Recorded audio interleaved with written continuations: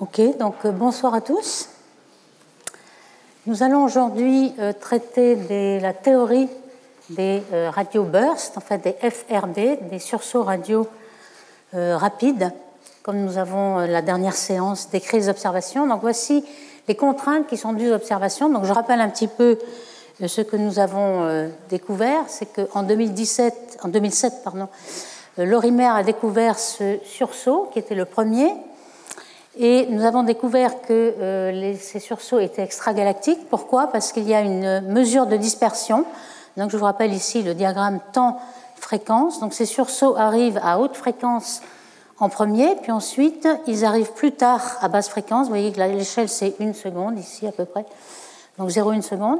Pourquoi? Parce que lorsque l'on traverse une ligne de visée qui contient des particules chargées, les fréquences hautes, les bleus ici, arrivent plus vite. La vitesse de la lumière est plus forte parce qu'il y a la diffusion par les particules chargées. Et les longueurs d'onde plus basses, en rouge ici, arrivent plus tard. Donc on voit cette mesure de dispersion qui est proportionnelle finalement à la distance parcourue et donc qui nous donne l'information que toutes ces sources, ces sursauts inconnus, sont extragalactiques, sont en dehors de la galaxie. Ils sont d'ailleurs distribués de façon isotrope dans le ciel. Ce qu'on a vu aussi, c'est qu'on a découvert très récemment, lorsqu'on a compris que c'était vraiment une réalité, on a découvert à peu près 800, on va peut-être en découvrir encore plus, des centaines, et on a découvert 24 répéteurs. La plupart, en fait, il y a un sursaut et rien du tout qui suit, donc ce n'est pas régulier comme les pulsars, mais il y a 24 répéteurs. Il y a 19 qui ont pu être identifiés par des galaxies hautes. Ça, c'est plus compliqué, car il faut en radioastronomie avoir une interférométrie de longue base, qu'on appelle VLBI, qui prend énormément de temps. Donc, on a identifié 19 galaxies avec précision. Et il y en a un objet qui est dans la Voie lactée, qui est très utile, car il est très proche, il nous permet d'avoir beaucoup de renseignements. Donc ça, c'est ce qu'on a appris. Et puis, on a appris que c'était des signaux très forts. Le flux ici atteint un Jansky ou plus, même des dizaines de Jansky, ce qui est beaucoup plus fort que toutes les sources radio de la Voie lactée. Alors, ces sources sont très fortes, donc ça veut dire que la puissance est due à un rayonnement cohérent. On va décrire un peu ce que ça veut dire. On a une très forte température de brillance.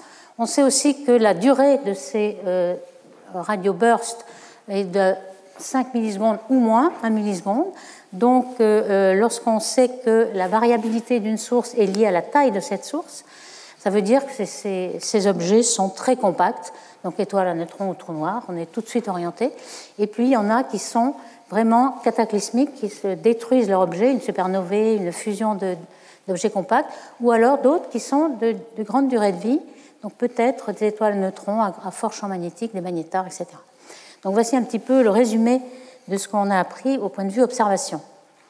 Alors les propositions étaient au début un petit peu fantaisistes. On avait une qui disait, ma foi, on sait que c'est des puissances énormes, mais si on suppose que le rayonnement est isotrope, il va être en fait réduit à un certain G, un beaming. Donc il se pourrait aussi que des extraterrestres nous envoient un beam juste sur la Terre pour avoir plus d'énergie. Bon, ça a été écrit en effet, mais ça a été évidemment éliminé très vite. Les étoiles dans notre propre galaxie, lorsqu'on n'avait pas encore assez d'informations pour savoir que c'était extragalactique, ça a été émis. Certaines étoiles auraient pu avoir des éjections, des flares. Ça a été assez vite éliminé parce qu'en effet, la mesure de dispersion nous a donné des distances extragalactiques. Et même si c'était obtenu avec une très très forte densité d'électronique dans certaines régions très ionisées, comme la région H2, à ce moment-là, on aurait eu une épaisseur optique trop grande, on n'aurait pas vu les objets. Donc ces deux, c'était vraiment éliminé assez rapidement. Et puis, il reste évidemment les propositions extragalactiques. Donc soit des fusions d'objets comme celle-ci, qui sont deux étoiles à neutrons, qui, comme vous le voyez, émettent des ondes gravitationnelles avant de fusionner, soit des objets durables. Alors, j'ai parlé de température de brillance, donc qui est liée au flux. Donc, en radioastronomie, on fait toujours l'approximation de Rayleigh-Jeans, c'est-à-dire on part de l'émission de Planck, la loi de Planck, qui est en E de h nu sur kt moins 1. Vous voyez que h nu est très très faible devant kt, on a des très fortes températures de brillance ici. Donc on peut très bien éliminer ceci par approximation, et on trouve que cette approximation de Rayleigh-Jeans nous donne que le flux est proportionnel à la température de brillance et à la fréquence au carré ou inversement à la longueur d'onde au carré. Il y a aussi évidemment un beaming. Ces objets très puissants, ce sont des jets ultra-relativistes, donc les particules vont à une vitesse très grande devant C. Le facteur de Lorentz ici, dans l'inverse, est égal à racine carrée de 1 moins V2 sur C2, est très grand. Le gamma peut être égal à 100, 1000, etc. Donc c'est vraiment des particules ultra-relativistes. Alors il y a deux genres de beaming. Il y en a un qui est dû au fait que même si vous avez par exemple un rayonnement synchrotron, comme il est indiqué dans ce schéma, vous avez, même si l'électron émet de façon isotrope dans son référentiel au repos, lorsque l'observateur le voit dans le référentiel au repos de l'observateur, vous voyez un beam qui est très très mince, comme un petit crayon, si vous voulez, et l'angle ici du cône, c'est sur gamma. Donc si gamma égale 10 ou 100, vous voyez que c'est un très petit angle. Et puis il y a aussi le beaming dû au fait que vous pouvez avoir un ensemble de paquets d'électrons qui sont émis dans un seul jet, un seul faisceau. Donc de toute façon, vous avez une région émettrice qui va être assez petite, même si gamma est très grand, et vous pouvez calculer en fait quel va être l'ordre de grandeur de la température de brillance si la source est de l'ordre du Jansky, et même plus. Donc vous tombez sur des facteurs qui sont des puissances 36 Kelvin. Même si vous divisez par gamma 2, gamma égale 100 ou autre, vous allez trouver quelque chose d'énorme, supérieur à 10 puissance 30. Donc ça veut dire qu'on est au-delà de la température limite, même pour un rayonnement synchrotron. Vous savez que les électrons ne peuvent pas aller au-dessus de cette brillance de température de 10 puissance 12 K. Pourquoi? C'est la limite à laquelle les électrons vont rencontrer leur propre rayonnement par un Compton inverse et se refroidir automatiquement. Donc là, il y a une certaine catastrophe ici. Donc on sait que par un rayonnement incohérent, on ne pourra jamais dépasser cette température. Donc fatalement, l'émission va être cohérente. On a aussi montré déjà ce diagramme, qui est un diagramme en fonction de la fréquence et la luminosité de l'objet. Lorsque on est dans le Rayleigh Jeans, on a bien la luminosité qui est en U2T, comme je viens de montrer dans la dernière slide.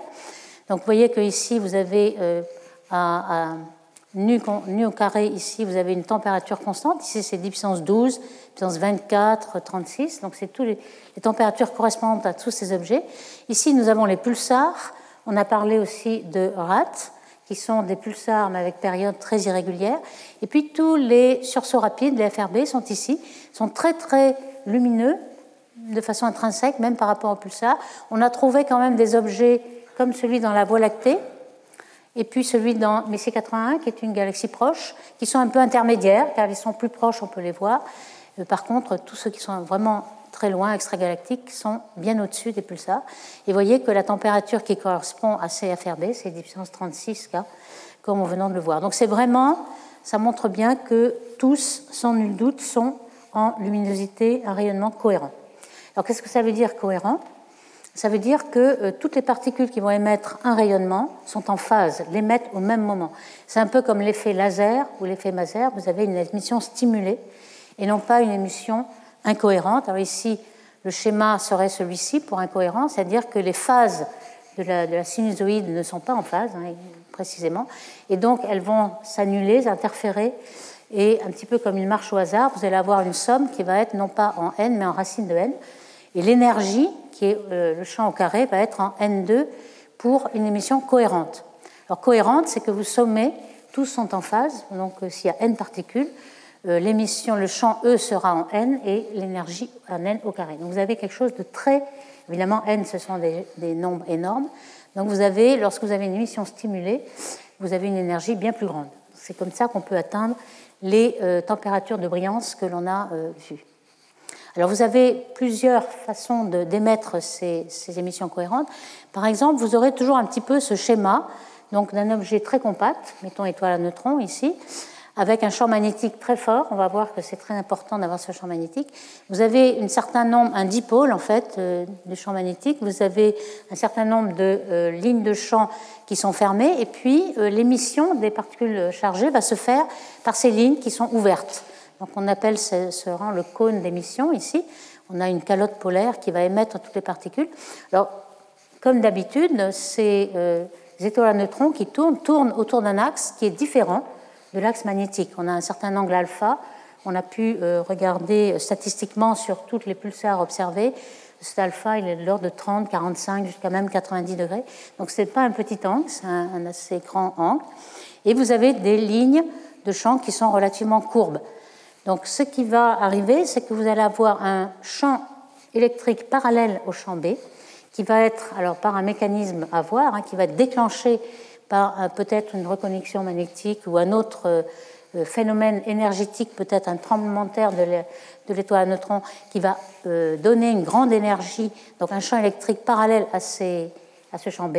Et dans ces conditions, vous avez une émission de courbure du champ. Les particules suivent le champ B et elles sont continuellement accélérées par le champ électrique parallèle à leur trajectoire. Alors c'est grâce à ce champ électrique d'ailleurs qu'on peut avoir une cohérence, car normalement les électrons perdent leur énergie en rayonnant, mais ce champ électrique leur maintienne leur énergie. Donc ce rayon de cohérence, on peut le calculer, je ne rentrerai pas dans les détails, mais il est toujours inférieur à ce gamma lambda. Comme on est en radioastronomie, le lambda est très grand, et le gamma aussi, on a vu, le facteur de Lorentz, c'est de l'ordre de 100 000 et même encore plus. Donc la puissance cohérente, est-ce qu'elle va être suffisante? On a fait quelques calculs de rayonnement de courbure. Alors il faut un champ très fort. On a vu que pour les pulsars, le champ moyen était de l'ordre de 10 puissance 12 Gauss, ce qui est déjà faramineux parce qu'on est sur Terre. Mais pour ces étoiles à neutrons très magnétiques, qu'on appelle magnétars, on a des champs magnétiques supérieurs à 10 puissance 14. Et c'est ça qui va être possible, qui va rendre possible l'accélération cohérente de ces particules. Quand on calcule un peu à quelle vitesse ces particules sont accélérées, c'est assez impressionnant. Vous voyez que la longueur d'accélération, à partir de vitesse 0, c'est une fraction de centimètre.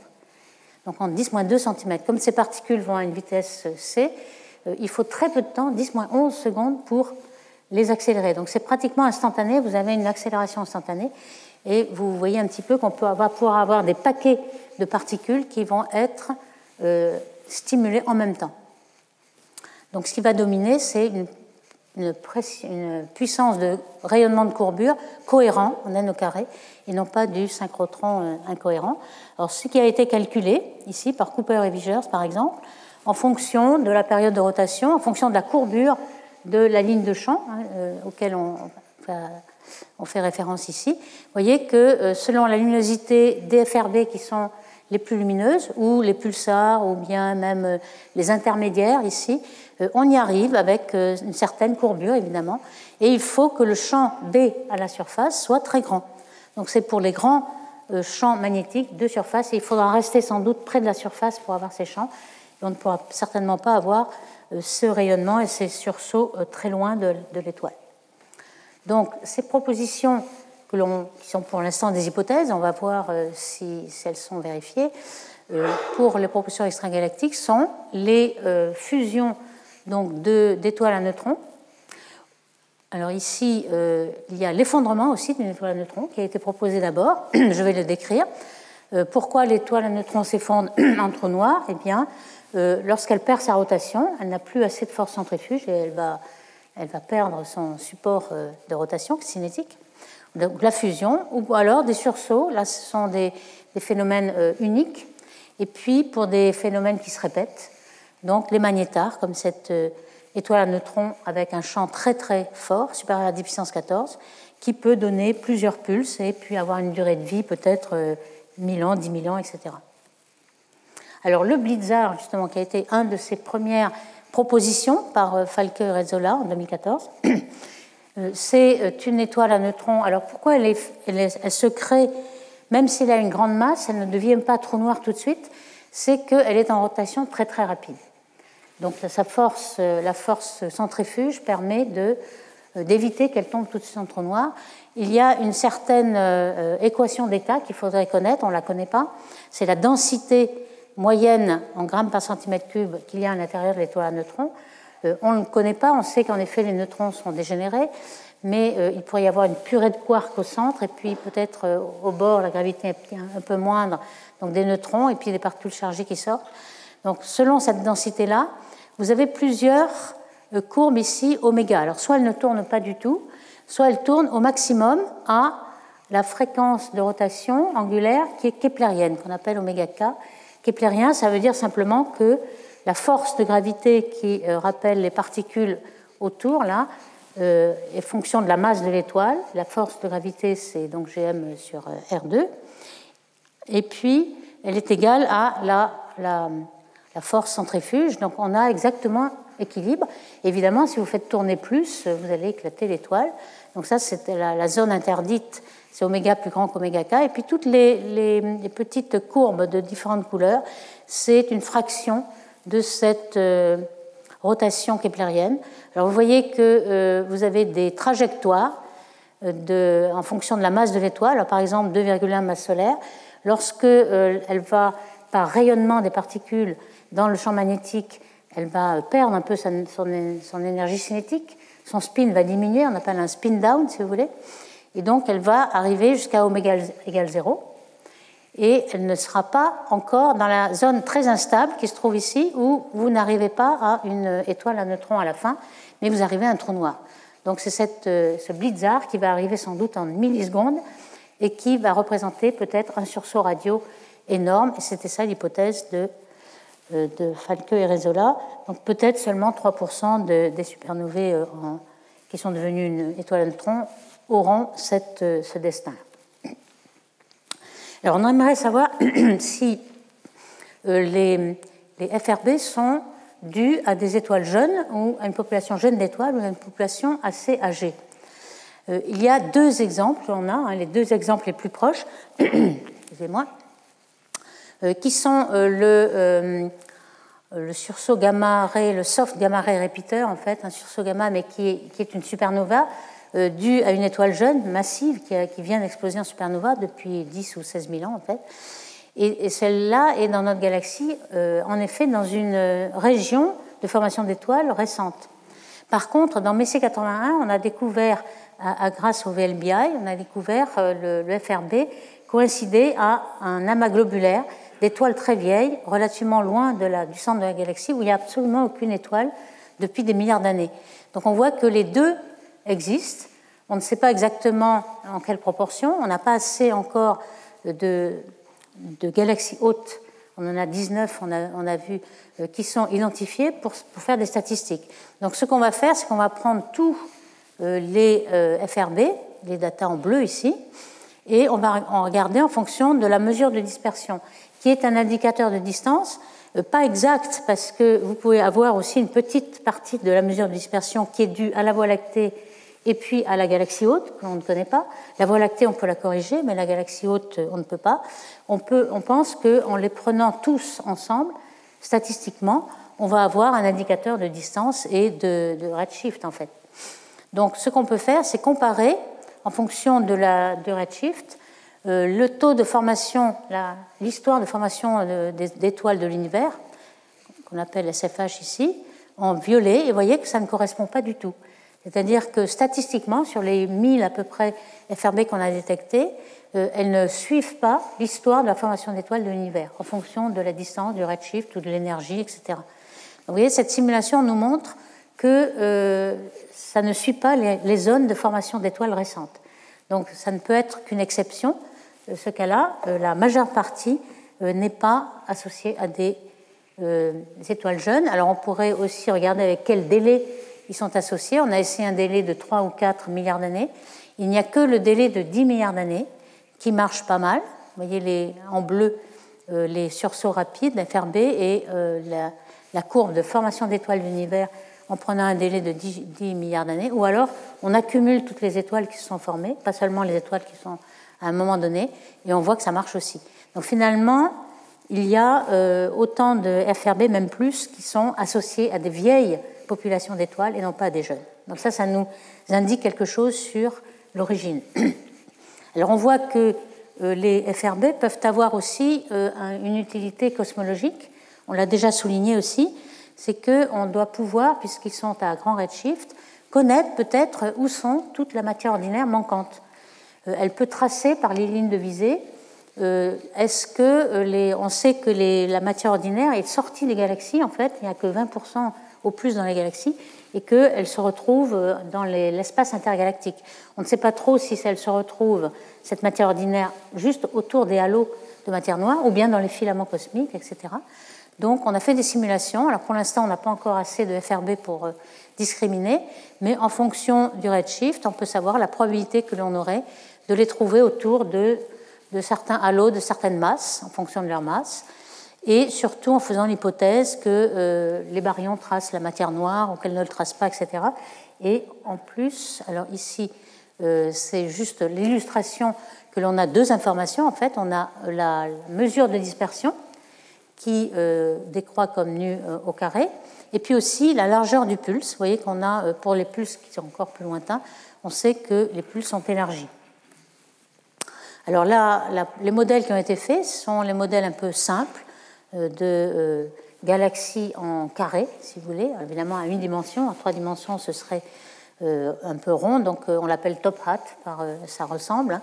Ou alors une matière noire, une matière visible qui est reliée à la matière noire, c'est-à-dire les halos qui ont la forme de Narrow Franken-White, celle des simulations numériques, ou alors celle des vents galactiques. Il est possible que la matière ordinaire soit éjectée des galaxies et se retrouve au bord, justement, grâce à ces feedbacks d'AGN.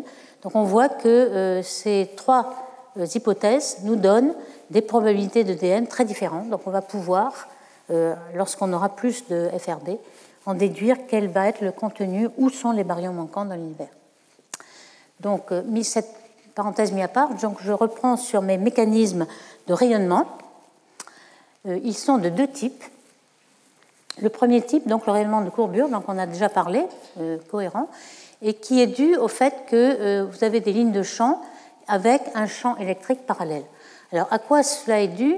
Certains ont proposé une reconnexion magnétique. Reconnexion, ça veut dire que lorsque vous avez deux lignes de champ qui sont de signes opposés, alors vous voyez ici, on a un petit dessin où on a deux lignes de champ, ici un tube et un tube ici. Alors, ce n'est pas complètement opposé, mais au moins la projection selon l'axe X ici, vous voyez, est de signes opposés. Donc, lorsque ces deux lignes de champ se rapprochent, vous allez avoir annulation de ces deux lignes et donc énormément d'énergie qui va être diffusée dans la direction X, donc qui va créer un champ E parallèle. Donc, cette reconnexion magnétique est capable de donner l'énergie possible pour accélérer ces particules, avoir un champ dans la direction de l'observateur, là par exemple, en X.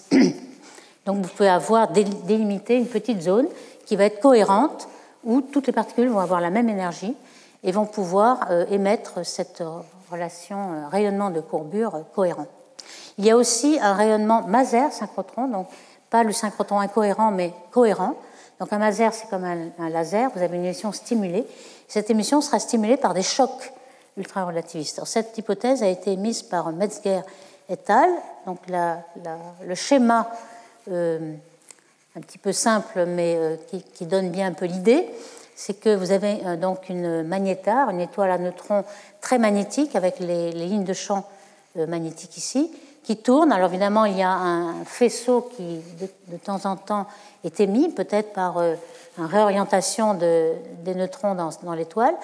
Vous avez un faisceau de particules chargées qui est émis, et s'il ne rencontre rien dans son voisinage, il n'y aura absolument rien, mais on peut penser qu'il y a une autre précédente éjection qui a eu lieu, donc vous avez des vieux débris d'une précédente éjection, et cette éjection rencontre cette enveloppe-là et fait un choc. C'est là qu'est le choc, qui est très violent, c'est ultra-relativiste. Vous avez un fort champ magnétique ici, et un petit peu plus loin, donc ici on a une séparation, vous pouvez avoir une onde de choc qui va émettre en même temps, qui va faire émettre de façon stimulée les particules chargées avec une haute fréquence. Et puis comme progressivement, s'il y a plusieurs pulses, ils vont être freinés par les différentes enveloppes des vieux débris, vous allez avoir des fréquences de plus en plus basses.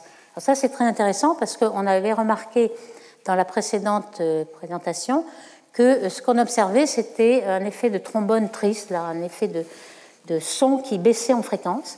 À chaque pulse émis, on a une fréquence plus basse. On appelle le sad trombone effect. Et donc, ça correspond exactement à ce qu'on observe. Donc ça, c'est un plus pour ce mécanisme-là.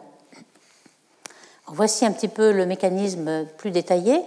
à partir d'étoiles à neutrons. Ce qui est l'émission cohérente, elle va se trouver juste à la milliseconde. On arrivera à rendre cohérent l'émission que pas plus qu'une milliseconde, puisque les particules chargées perdent leur énergie très très vite, en une nanoseconde, on va voir. Et puis ensuite, vous pouvez avoir des zones un peu plus, c'est ce qu'on appelle un afterglow, c'est-à-dire quelque chose qui va être beaucoup plus longtemps. Alors, soit il va y avoir des éjectats d'une précédente supernovae, parce que cette magnétar, elle a été créée par une supernovae qui a émis de la matière, qui va être la matière électrique, qui va contribuer à la mesure de dispersion. Il y a certains qui vont contribuer aussi à la mesure de rotation, c'est la rotation Faraday du champ magnétique, qui va nous permettre de mesurer ce champ, et on aura de rayonnement radio incohérent pendant des mois et des années. Donc ça, c'est très loin, et là, c'est le rapide qui a lieu très près de l'étoile et qui dure une milliseconde. Alors ce scénario a été calculé par Plotnikov et Cironi ici, et cela dépend de la force du champ magnétique, comme on pourrait bien entendu le penser. On va quantifier cette force par le paramètre sigma, qui est le paramètre de magnétisation. C'est juste le rapport entre l'énergie contenue dans le champ magnétique et l'énergie contenue dans les particules, c'est-à-dire l'énergie cinétique des particules. Lorsque ce rapport est plus grand qu'un, le champ magnétique domine l'énergie. Et cette simulation a été faite, par exemple, avec sigma égale 3. Vous voyez que là où il y a le choc, c'est ici, vous avez en effet un champ électrique qui au départ était 0, et vous avez déclenché ce champ électrique parallèle que l'on aimerait avoir dans le choc. C'est dû au choc. Et les particules, qui ont une vitesse ux et uy, donc qui sont en gyration dans le champ magnétique, ont en effet un gamma, un facteur de Lorentz très constant pendant un certain temps. Alors vous voyez, ce qu'il nous faut, c'est rendre, et là c'est le cas, on a rendu l'émission cohérente, c'est-à-dire pour sigma égale 3, on a un anneau complètement vide. On n'a pas tout ce qui est à l'intérieur. Par exemple, si la magnétisation n'est pas assez forte, 0,3, vous allez avoir des gammas inférieurs, donc toute une gamme de gamma, et donc les particules ne seront pas cohérentes, n'auront pas la même énergie pendant un certain temps. Donc ce mécanisme marche que si l'énergie est dominée par le champ magnétique, ça c'est pour rester cohérent. Donc ce qui est assez attirant dans ce processus, c'est qu'en effet, on a au début une fréquence qui est assez grande, puis les sursauts suivants sont à fréquence de plus en plus basse. Donc on a bien la dérive vers les basses fréquences. Et puis lorsqu'on regarde le temps d'émission est de même ordre que celui qui est observé. Et puis on peut faire varier dans les simulations certains paramètres, je ne vais pas rentrer dans les détails, mais il y a une certaine gamme de paramètres qui marche très bien et qui peut expliquer les observations. Alors ces observations, on avait bien aussi vu la dernière fois qu'une fois corrigées de la dispersion, de la mesure de dispersion, c'est-à-dire chaque burst ici, chaque sursaut a un comportement fréquence qui est droit. Celui-ci, par exemple, vous voyez qu'il y en a 3 et la fréquence diminue d'un pulse à l'autre. On a bien cet effet de dérive vers les basses fréquences. Par contre, on a des exceptions. Alors là, on a un problème avec on a des exceptions. Par exemple, celui-là, qui est celui dans la Voie lactée, qu'on connaît bien, eh bien, il y a 2 pulses, quelques 20 millisecondes, et puis on voit que la fréquence monte. Ça, c'est un trombone joyeux qui remonte, et c'est une exception, c'est assez rare. C'est pour ceux qui ont une durée de pulse plus longue. Ici, on a quelques-unes, mais c'est assez rare. Celui-ci est un répéteur aussi. Donc, il va falloir sans doute avoir un autre mécanisme. Alors, le deuxième mécanisme, est-ce qu'il va remplir... Alors là, je vais quand même préciser cette fameuse magnétar qui est dans la Voie lactée. Ça, c'est les coordonnées dans la Voie lactée. La vue d'artiste montre bien qu'il pourrait y avoir des craquements dans la croûte de cette étoile à neutrons. Peut-être qu'on a supposé que c'était ces craquements qui pouvaient peut-être amener des sursauts dans l'énergie. Vous avez peut-être entendu la nouvelle qu'on a détecté des événements à 18 minutes de période, et on a pensé que peut-être c'était des magnétars qui tournaient et qui avaient qui tournaient assez faiblement, mais qui avaient des craquements. Donc ça peut être un mécanisme. Et puis, mais ils sont quand même très rares. En général, celui-ci émet en X et gamma. En général, les 29 autres magnétars connus n'émettent pas en radio. Alors, il se pourrait qu'on en ait perdu qu'on n'avait pas tous vus, en fait. Parce qu'il y a beaucoup d'objets qui sont semblables, comme ça, les pulsars anormaux, et que peu à peu, quand on essaie d'avoir une gamme plus grande en fréquence, on découvre. Alors en voici un qu'on a découvert relativement récemment après, en 2003, en rayons X, il n'y avait rien du tout. Puis tout d'un coup, il s'est mis à émettre assez fort, et les caractéristiques d'émission nous montrent que c'est une magnétar, en fait. C'est un champ magnétique très fort, un âge récent, donc avec un spin-down très fort, c'est-à-dire lorsque le champ magnétique est fort, le rayonnement dans ce champ magnétique est aussi intense et donc fait diminuer le moment angulaire du spin de l'étoile. Alors revenons au deuxième mécanisme d'émission, qui est l'émission de courbure cohérent. Est-ce qu'on pourrait avoir des dérives de fréquence vers le bas et vers le haut? Alors vers le bas, oui. Alors ici, je reprends toujours mon schéma d'étoiles à neutrons avec des lignes ouvertes de champ. Alors vous voyez que lorsqu'on est près de l'étoile, les courbures, le rayon de courbure ici est beaucoup plus grand, enfin la courbure est plus grande, le rayon de courbure plus petit que lorsqu'on est très loin. Donc on peut calculer le temps à laquelle, enfin le delta t, l'intervalle de temps entre les deux pulses que reçoit l'observateur s'il reçoit d'abord 1 puis 2. Alors le 1 aura une fréquence plus grande, puisque la fréquence est inversement proportionnelle au rayon de courbure, donc plus c'est courbé et plus la fréquence est grande. Donc ici, si on observe nu1 d'abord et puis nu2 après, on aura l'effet de descente observé. Et en effet, on a un delta t qui est, alors en supposant que les deux sont émis en même temps, le temps géométrique qu'on peut calculer ici nous dit qu'en effet, on aura le 2 juste après le 1. Donc on a bien l'effet descendant. Donc ça, c'est ce que faisait aussi l'effet Maser. Par contre, on peut avoir aussi, dans certains cas, des effets remontants. Alors ici, on a dessiné un petit peu la région polaire autour du champ B où sont émis les particules. Et vous voyez que la ligne de visée, lorsque l'étoile tourne autour d'oméga, elle va balayer un petit peu cette zone-là. Hein. C'est ce qu'on a reproduit ici. Donc quand on est près du cône, au centre du cône ici, on a une courbure très grande, une fréquence assez élevée. Donc vous voyez ici en fréquence, on va monter en fréquence dans cette direction et on va descendre ici. Donc on a descente dans ce côté et puis on a quand même quelques cas où on peut avoir une fréquence qui monte si on a des pulses différents. Alors ça a été calculé, une statistique sur les delta t ici. Vous voyez que la plupart des delta t sont positifs, c'est-à-dire qu'on va descendre en fréquence. Mais pour certains cas, tout ce qui est en rouge au-dessous du zéro, on peut avoir un effet remontant. Donc c'est beaucoup mieux que le Maser synchrotron, puisqu'on peut avoir exactement ce qui est observé, surtout pour les pulses qui ont une taille un peu plus grande, on peut avoir des remontants. Donc le champ E qui est émis, qui est requis, en fait, il est requis pour accélérer les particules, mais on peut calculer un petit peu est-ce qu'on va avoir assez de temps de cohérence, car le paquet qui rayonne très très vite, c'est de l'ordre de la nanoseconde, comme on a déjà mentionné, et il nous faut un sursaut qui est de l'ordre de la milliseconde ou un peu plus, 1 milliseconde, 5 millisecondes. Donc il faudrait maintenir les particules à la même énergie. Or, elles en perdent, évidemment. Elles en perdent en rayonnant. Par exemple, la luminosité L, elles vont, dans un intervalle de temps dt, perdre LDT. Donc, il nous faudrait un champ E où l'accélération du champ E est égale à le produit par E et puis VDT, l'intervalle produit ici. Et ceci est ce qui va faire perdre l'énergie, c'est-à-dire la dérivée du facteur de Lorentz. Alors, si vous voulez qu'elle n'en perde pas, donc 0, il faut équilibrer l'émission par l'énergie donnée par le champ électrique. Et en effet, on doit pouvoir y arriver. Alors ici, vous voyez qu'on a même séparé par ce champ les positrons qui sont rouges ici et les électrons en bleu. Mais ce champ électrique a été calculé et on peut y arriver. Alors par quel mécanisme?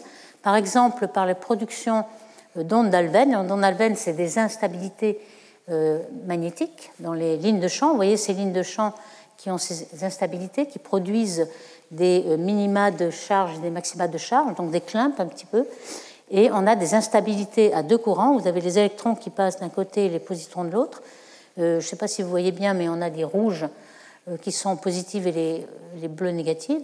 Et on peut avoir des agglomérations comme ça de charges qui vont créer ce qu'on cherche, c'est-à-dire le champ électrique là qui va produire l'émission cohérente pendant une milliseconde, qui va compenser la perte d'énergie par ce champ. Vous pouvez aussi avoir ce qu'on appelle un effet de peigne.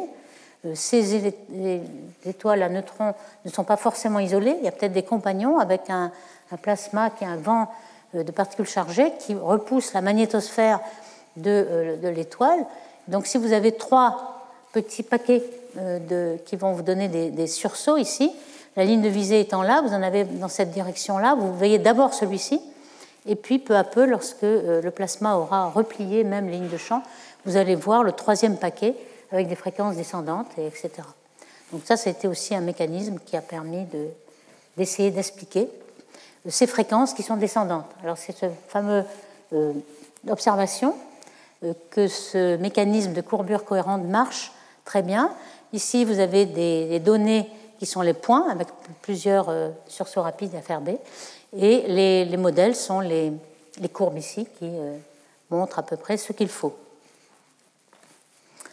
On a pu aussi cartographier les fréquences de courbure. Ici, vous avez X et Y, donc dans l'espace, l'étoile à neutrons serait ici.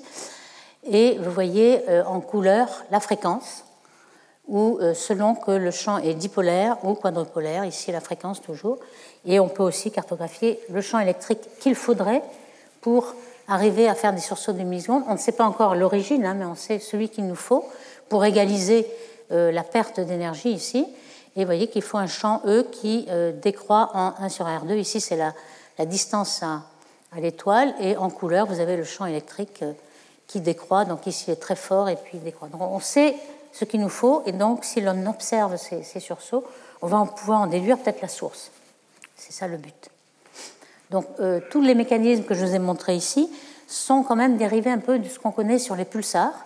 On a toujours le même schéma de dipôles, de champs dipolaires avec des lignes de champ qui sont ouvertes et qui permettent aux particules d'échapper et d'avoir toute l'énergie rayonnée. Et on est habitué pour les pulsars à avoir ces profils qui sont parfois donc triples ou parfois multiples. Mais triple, on a un cœur et puis un cône, et ça correspond en fait à la ligne de visée qui traverse soit le cœur ici, soit le cône, et on a en effet un rayonnement de courbure. Il a été calculé récemment par Basiu et al., qui est très fort. Cette émission est cohérente dans ces lignes de champ-là, grâce à cette courbure-là. Donc ce mécanisme est connu quand même pour les pulsars, et on peut comparer avec ce qui se passe avec les sursauts FRB, et en effet, ça correspond très bien à ce que l'on voit dans les sursauts. Donc c'est un petit peu quelque chose de très parallèle à ce qu'on connaît pour les pulsars, mais très près de l'étoile. Donc si je résume ce qu'on a appris sur ce mécanisme-là, donc ce rayonnement de courbure qui est cohérent, vous voyez ici, à une courbure très forte, on a une fréquence plus forte qu'à une courbure plus faible. On arrive à reproduire les FRB qui descendent, avec des sous-pulses qui descendent de fréquence, mais de temps en temps, ils remontent. Donc là, ça marche très bien. Et l'énergie, le champ électrique qui est lié au mécanisme de déclenchement, on aimerait le connaître justement en faisant des simulations numériques qui représentent les sursauts. Donc, je reviens un petit peu à nos observations de sursauts rapides identifiés à des galaxies pour voir un petit peu si on peut avoir des contraintes. Donc, celui-ci dans Messier 81 que j'ai déjà mentionné, qui correspond à une vieille population. Alors, quel est-il ? Eh bien, on a trouvé des variabilités très fortes, 50 nanosecondes, ce qui veut dire que sans doute la région émettrice est très petite, très proche de l'étoile à neutrons. On a pu déterminer quel était le champ magnétique, très fort, donc une magnétare probablement, avec une période ici de 0,2 secondes. Donc, on a pu tracer dans le diagramme période et puis le spin down, c'est-à-dire le ralentissement du spin ici, que uniquement cette zone-là était permise. Donc ça nous dit qu'il est possible d'avoir un magnétar, peut-être avec une fusion d'objets compacts qui sont très anciens, comme les naines blanches. Donc une fusion de naines blanches, par exemple, pourrait se retrouver dans des amas globulaires, et donc dans des galaxies elliptiques qui sont très fréquentes, on pourrait avoir énormément de sursauts radio qui viendraient de galaxies elliptiques où il n'y a plus aucune formation d'étoiles depuis très longtemps. On a aussi des contraintes en fonction, ici vous voyez le rayon à l'étoile et la densité électronique.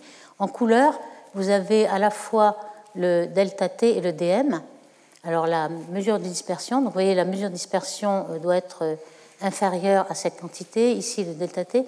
Donc ça nous permet de contraindre à une zone assez centrale ici et d'apprendre un petit peu plus, donc si c'est des chocs, est-ce qu'ils sont à quelle distance, etc. Donc là, je ne rentrerai pas trop dans les détails, mais toute cette contrainte-là permet d'être représentée, par exemple, dans ce diagramme, où on a le taux de naissance des mécanismes supposés et la durée de vie. Alors, par exemple, pour MEC81, on sait que la durée de vie, elle est supérieure à un certain taux. La magnétar, elle a une certaine durée de vie, mais là, on sait qu'elle peut être au moins 100 000 ans supérieure à cela. Donc, M81, les contraintes qu'on a obtenues sont en vert ici, enfin vert marron. Ici, on a le soft gamma ray burst, ou du moins la magnétar que l'on a dans la Voie lactée, qui est parmi les plus fréquentes. Alors, ici, vous avez le nombre d'objets. Vous voyez que ce sont des droites ici qui représentent en fait le produit de la durée de vie et du taux de naissance, puisque le produit nous donne le N total. N, c'est le produit de ces deux-là. Donc vous avez ici en log 7.5, 5.5, 3.5, etc. Donc là, les moins nombreux sont en bleu. En bleu, c'est le répéteur 3. Les répéteurs sont très peu nombreux dans les sursauts FRB. Donc vous voyez un petit peu ce qu'on s'imagine là. Et puis les diverses possibilités sont par exemple le merger d'étoiles, enfin de naines blanches, qui sont très peu fréquentes. Il peut y avoir des gamma ray bursts longs. Il peut y avoir des fusions d'étoiles à neutrons qui sont bien plus abondantes que les naines blanches. Il peut y avoir des supernovae de type 1A. Le plus fréquent, ce sont les supernovae qui sont la fin de vie d'une étoile massive, un petit peu comme le crabe. À ce moment-là, vous avez des taux bien plus grands. Donc, tout ça, ce sont des possibilités qui peuvent donner des sursauts rapides FRB. Alors, il y a des observations relativement récentes, 2021, qui ont été données par ce fameux répéteur. C'est le premier répéteur qui a été trouvé en 2012. Et on a observé 1652 sursauts de ce répéteur. C'est assez extraordinaire. Ils ont observé avec Chime pendant 47 jours, mais pas tout le temps dans la journée, donc 60 heures en tout, divisé sur 47 jours. Il y a même, dans une heure, 122 bursts dans la même direction, ce qui est extraordinaire. En fait, c'est très stochastique, c'est-à-dire qu'il peut y avoir des bursts très très fréquents pendant quelques jours, puis pendant 10 jours, il n'y a rien du tout. Donc, ce n'est pas très pratique pour observer. On peut très bien être bredouille pendant longtemps. Alors ici, vous voyez, en fonction du temps et de l'énergie, on s'est aperçu qu'il y avait une bimodalité, c'est-à-dire des sursauts à énergie faible et puis certains d'énergie plus importante dans toutes ces 1652 bursts. Donc ça commence à être des statistiques intéressantes. Alors le fait qu'il y ait deux énergies que l'on a reportées ici, donc une probabilité d'avoir une faible énergie qui a une courbe typique de log normal, c'est-à-dire complètement un phénomène stochastique, et puis une autre qui est une loi de puissance, et donc on a certainement deux phénomènes à l'œuvre, peut-être deux mécanismes de rayonnement ou deux sursauts en énergie à découvrir. Pour l'instant, c'est une indication des observations, mais on ne sait pas encore l'interpréter en théorie. Lorsque les sursauts ont lieu la même journée ou même dans la minute, vous avez une bimodalité aussi en intervalle qu'il faut attendre pour avoir l'autre burst. Ici, vous avez 1 milliseconde, et ici, vous avez 70 secondes, le pic à 70 secondes, qui est pour les énergies faibles. Pour les énergies fortes, vous avez la courbe plus en gras, qui vous donne 220 secondes ici. Donc tout ceci sont des informations qui vont orienter vers un processus donné. Alors, une information, par exemple, c'est que la mesure de dispersion ne varie que très peu. Et ça ne marche pas trop pour les masers synchrotrons, par exemple, car on s'attend à avoir des masers synchrotrons à différentes distances, donc la DM devrait varier, puisque vous ne rencontrez pas la même colonne de densité d'électrons sur votre ligne de visée. pour le rayonnement courbure qui a lieu très près de l'étoile à neutrons, ça marcherait mieux. Donc finalement, vous voyez que ça peut distinguer entre les mécanismes ou les sources de rayons. Alors il y a d'autres modèles qui ont été proposés, donc je n'en ai cité que quelques-uns, mais il y en a tellement qu'il y a un site web qui cite tous ces modèles. J'en ai compté 52 dans la liste. Selon, évidemment, il y a plusieurs catégories. Il peut y en avoir qui sont répéteurs ou non, donc ceux qui sont basés sur un astre durable qui émet des répétitions, ou alors un cataclysmique. Il peut y avoir différentes sources de rayonnement, donc j'en ai cité 2, mais il y en a peut-être d'autres aussi. Et puis ceux qui sont alliés à d'autres longueurs d'onde. Alors là, souvent, on a des sursauts gamma aussi qui correspondent à ces sursauts. Donc on le verra dans les 2 exposés suivants, où on parlera des sursauts gamma. Et puis, il y en a d'autres. Alors, on va parler aussi d'astéroïdes et de comètes qui peuvent tomber sur une étoile à neutrons et faire des sursauts. Ça a été déjà proposé il y a un certain temps, et peut-être certains objets, tous les FRB ne sont pas dus au même mécanisme, et il peut y en avoir quelques-uns dus à ces astéroïdes. Alors, il y a aussi, évidemment, des périodes, pas seulement des périodes de rotation d'une étoile à neutrons, mais aussi des périodes comme 16 jours ou des périodes vraiment régulières, pas du tout stochastiques. Alors ça, c'est très facile à interpréter, enfin très facile. On suppose qu'il y a un compagnon et qu'il s'agit de la période orbitale du compagnon. Mais ce n'est pas automatique, parfois on ne le voit pas, évidemment, le compagnon. Certains ont proposé que lorsque vous avez un sursaut, un faisceau de particules chargées envoyé dans une direction, elle n'est pas forcément envoyée dans une direction symétrique par rapport à la rotation ou au champ magnétique. Donc vous allez créer une anisotropie et une précession, donc précession du lobe d'émission. Et cette précession peut être de 16 jours. On va voir qu'avec les astéroïdes, il y a une autre explication pour cette période. C'est ce fameux répéteur, FRB 1809, qui a été observé avec une période de 16 jours très régulière. Donc les modèles qui sont le plus fréquemment simulés, ce sont les modèles où vous avez une fusion d'étoiles à neutrons. Alors vous voyez la simulation en hydrodynamique magnétique et prenant en compte la relativité générale. Donc c'est relativement complexe ici, qui a été faite de la fusion de 2 étoiles à neutrons. Vous voyez un peu les temps qui sont 7 millisecondes, 14, 15 et 26. C'est vraiment des millisecondes qui correspondent d'ailleurs aux ondes gravitationnelles qui ont été détectées. Vous savez qu'en 2017, on a détecté les ondes gravitationnelles qui correspondaient à cet événement-là. Et vous avez le champ magnétique en vert qui est tel que vous allez ensuite engendrer un G qui va être la source du FRB. Donc là, on sent qu'on peut avoir quelque chose qui correspond à la durée et à ce qu'il faut. Ou alors, un magnétar, là c'est pour les répéteurs, ce qu'on a déjà un peu discuté avec des ondes d'Alven qui recréent des sursauts d'énergie qui peuvent rendre une certaine région tout à fait cohérente et une émission de courbure cohérente. Alors, il a été aussi calculé une émission cohérente lorsque une des 2 étoiles à neutrons qui sont en interaction domine, c'est le champ magnétique. Vous avez une étoile magnétar, par exemple, qui va dominer 100 ou 1000 fois plus l'autre champ magnétique. Donc vous allez avoir un modèle unipolaire ici et imaginez que dans une région ici, vous pouvez avoir un rayonnement de courbure cohérent dans une région très petite de l'ordre de centimètres ou moins. Alors, il est facile de comparer un petit peu pour savoir combien de fusions vous avez parmi les FRB, les nombres, les fréquences observées. Alors, on a observé ce genre de fréquences-là par milliards de parsecs cubes par an, 3000, ou bien alors par millions de parsecs cubes par million d'années, ça revient au même, 2,8, vous voyez, c'est assez important. C'est basé sur le fait que si on pouvait regarder tout le ciel, on aurait par jour 1000 sursauts FRB. Tout le ciel, on va pouvoir le faire avec SKA, donc c'est assez intéressant.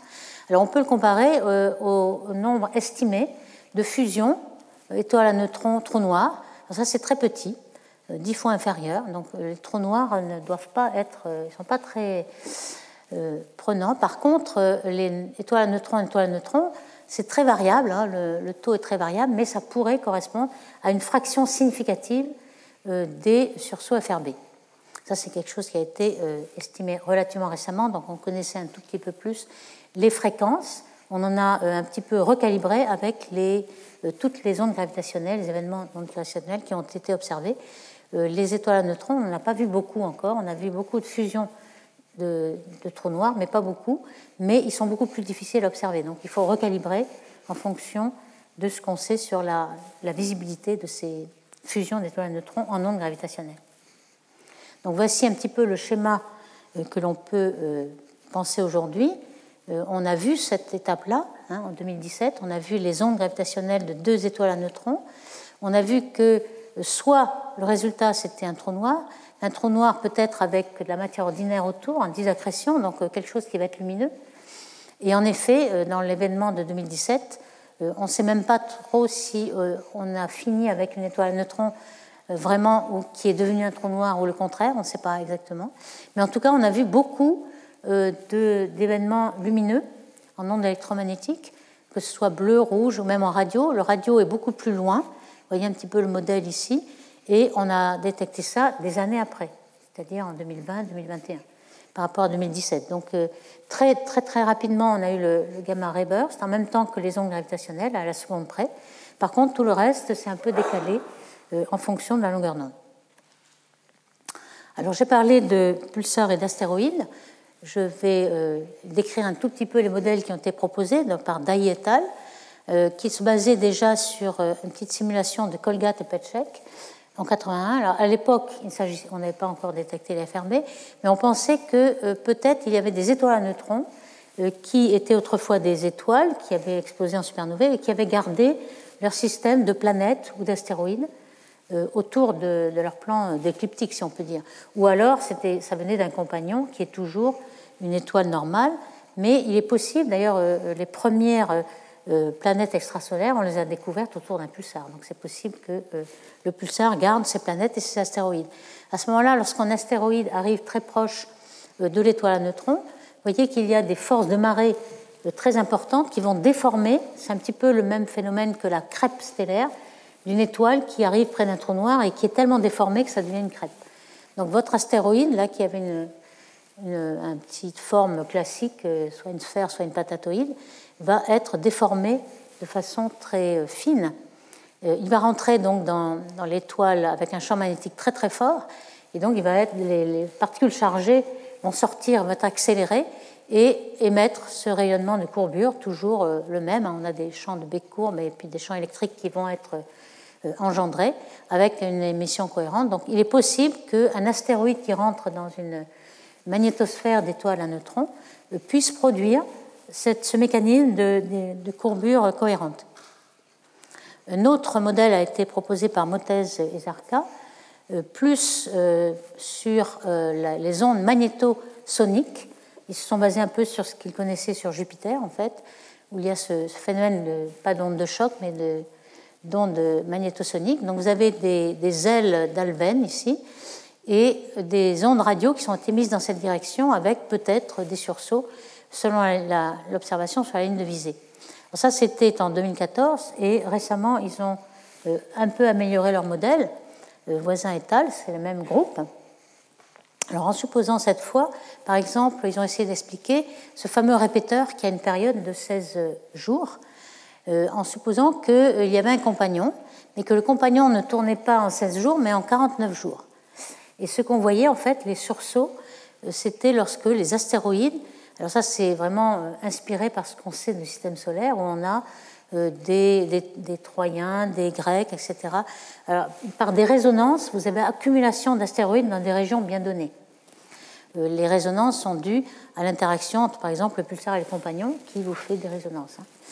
Donc, en prenant cette analogie, ils ont des îles d'As, enfin 3 points de Lagrange ici, et à chaque fois, donc si vous avez un facteur 3, vous pouvez penser que vous aurez des sursauts le tiers de la période et que la période serait 49 jours.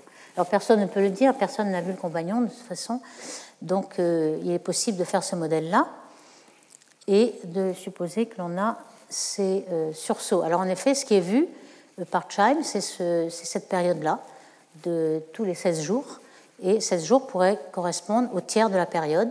On a aussi pas mal, sur 700 jours, on a vu les rayons X dans le passé, puisqu'on a découvert plus récemment, on a vu toutes ces fenêtres de rayons X et de sursauts radio qui correspondent bien à cette phase de 16 jours.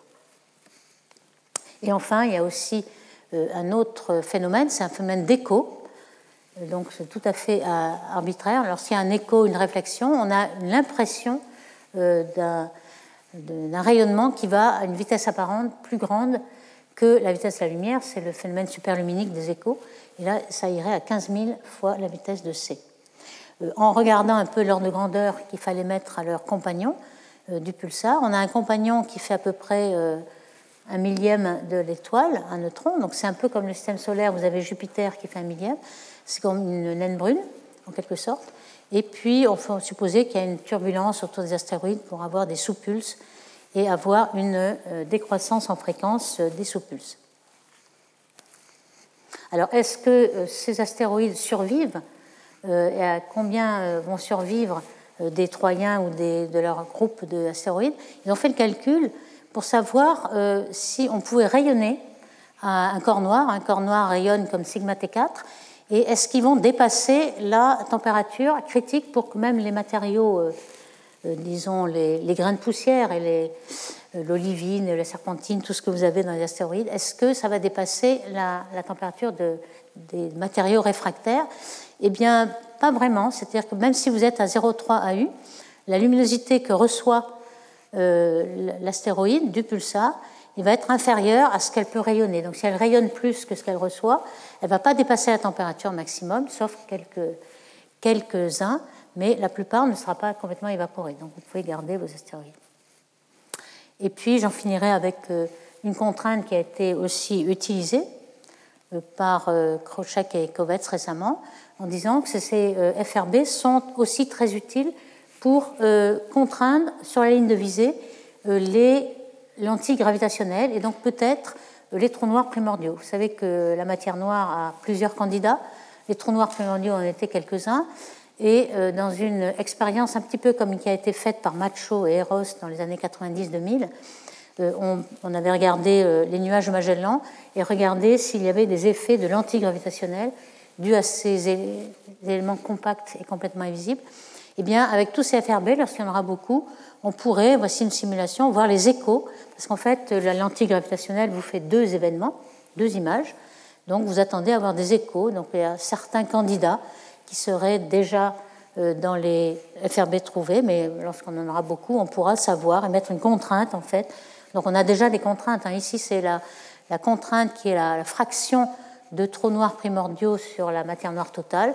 On a déjà beaucoup de contraintes qui ont été données par ces expériences-là, mais pour les masses 10 à 100 masses solaires, on pourrait encore contraindre la matière noire, du moins éliminer complètement les trous noirs primordiaux.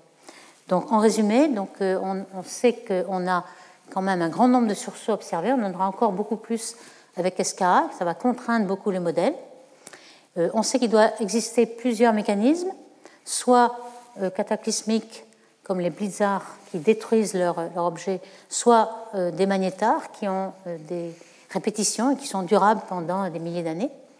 Les mécanismes de rayonnement, Maser synchrotron, qui est toujours possible, qui représente une partie de rayonnement, ou la radiation de courbure cohérente. Enfin, on a un magnétar dans la Voie lactée, mais il est associé à des étoiles jeunes, et ce n'est pas la majeure partie des cas, puisqu'on a vu que la majeure partie des cas étaient associés à des étoiles vieilles. Donc, c'est la plus grande des populations. Donc, l'avenir nous dira si les mécanismes sont vraiment efficaces. Merci beaucoup.